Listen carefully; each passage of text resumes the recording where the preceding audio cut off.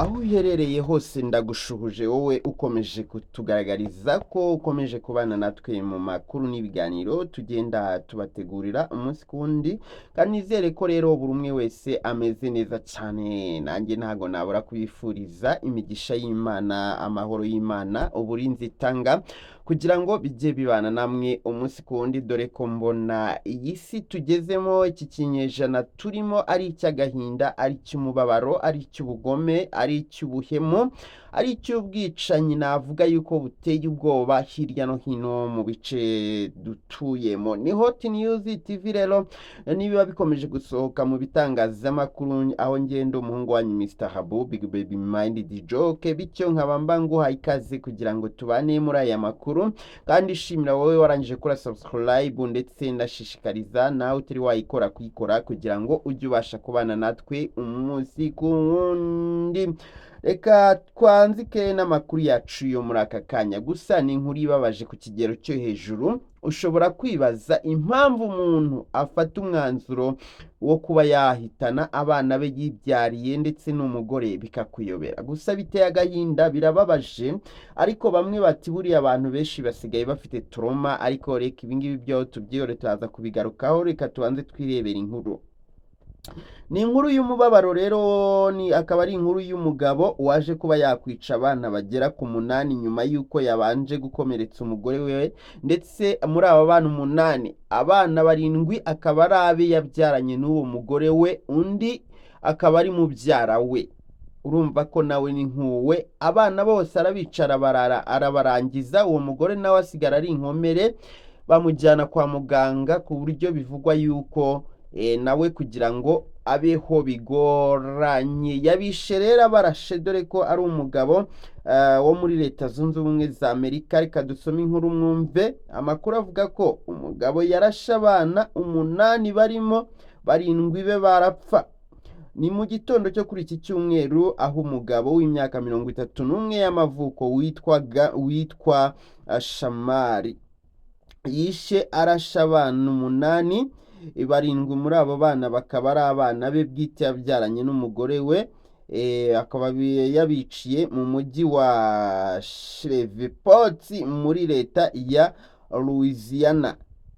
Polisi yo muri Leta Zunze Ubumwe za Amerika yatangaje ko aya ari amahano arengeje ukwemera yabaye mu gihe ataherukaga kubaho, kuko ngo ibingibi muri Leta Zunze Ubumwe za Amerika byaherukaga kuba mu mwaka wa 2024. Guhera icyo gihe kugera uyu munsi ntabwo ibi bintu byari byakabayeho byo kumva umuntu akora amahano ageze kuri urwego akihekura. Yabishe rero abarasha akoresheje imbunda, aho ngo yabanje kurasa umugore we amusigana ibikomere byinshi cyane, ubwo wasanga yamurasha akagira ngo yanapfuye.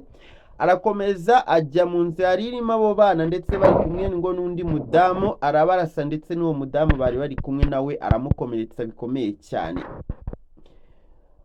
Abantu bakibaza bati se ni bya bibazo byo mu mutwe abantu basigaye bagendana ntihagire umenya ibyo ari byo? Ariko noneho amakuru agaragaza yuko uyu mugabo wasanga yari abifite mu ntekerezo, nuko nyuma y'uko yo kwica aba bana, ngo kamera ishinzwe umutekano, izi kamera abantu bashyira ku bipangu zifata abantu baba baje kwiba, guhungabanya umutekano, kamera iri mu rugo rw'umuturanyi we yaje kuba yamufata arimo kuva aho ngaho yaravuye kurasira abo bana, arimo kwirukanka ahunga.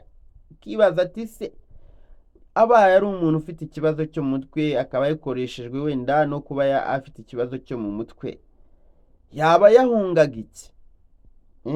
Yagira igitekerezo cyo guhunga mu by'ukuri, cyo kwiruka ahunga? Bikomeje kugorana rero, nyamuneka bikomeje kugorana. Abantu basigaye barabaye nk'utunyamaswa burundu, nako iyo urebye kuri ubu usanga inyamaswa zo zisigaye zifite umutima mwiza ugereranyije n'ibintu abantu basigaye bakora. Iyo ufashe abantu n'inyamaswa ukareba muri iki kinyejana, usanga inyamaswa nta kintu kibi zikora, ntizikiryana, ntizikigira ubuhe, ahubwo abantu nibo mbona bazisimbuye ahari, kuko kumva ngo umuntu yishe abana be bagera kuri 7 yica na mubyara we. Murabizi ejo nibwo twabagejeje inkuru yanyuze ku Isimbi TV, yavugaga ko mu karere ka Bugesera ni mu Rwanda, mu karere ka Bugesera umugabo yafashe umuhoro agatema umugore we, yarangiza agatema n'uruhinja rw'amezi angahe muri 3. Kibaza urwo ruhinja abaruhoye iki? Nibyo abantu bavugaga bati ese ko wenda abantu bakuru ari igihe bagirana ibibazo, kandi nabwo ko nta bibazo mwakagiranye n'uwo mwashakanye bituma ufata umuhoro ugatema. Atari ko se igihe bibaye uwo mwana w'abazize iki? Uwo mwana w'abazize iki? Ubu muhoye iki? Mu by'ukuri uwo mwana ubu muhoye iki? Ko ari umwana ubutari wakageza n'igihe cyagiye wenda umuntu yavuga ngo ni wa mwana ushobora kukurakaza, kukubwira nabi, umwana uri aho ngaho ibereye aho ngaho utari wamenya no kuvuga. Ubu muhoye iki mu by'ukuri? Abatana kuvugishije abantu bati hari abantu benshi babuze urubyaro, iyo aka kana kareka basi bagira neza bakagafata bakajya kukirerera, wenda akica umugore niba bari bafitanye ibibazo birengeje ukwemera, ariko bagasaba yuko umuntu ukoze amabara nk'aya yajya yicirwa aho ngaho bikarangira, ngo kubera ko hari abantu bigamba bavuga ngo njye nakwica nkajya kurya ibigori, abirya atabiruhiye ntaki, avuga ati n'ubundi ngiye kumwica n'ingegereza nzaba ndi kurya njya ntanabiruhiye, kandi uwo nishe we yapfuye. Gasanga ibi nabyo bishobora kuba biri mu bituma abantu bakomeza kwidedembya wa mungani bavuga ndamwica bafunge, ndamwica bafunge, ndamukomeretsa bafunge, ndamuhemukira bafunge.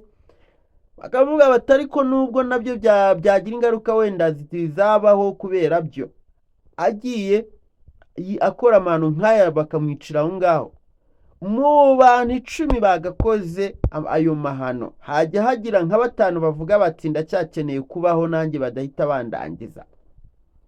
Bityo hakagira mu bari bafite umugambi wo guhemukira bagenzi babo harimo abantu benshi bajya bitwararika nibyo abaturage baba bavuga iyo bari ahantu nk'aha ngaha habereye amarorerwa nk'aya ngaya.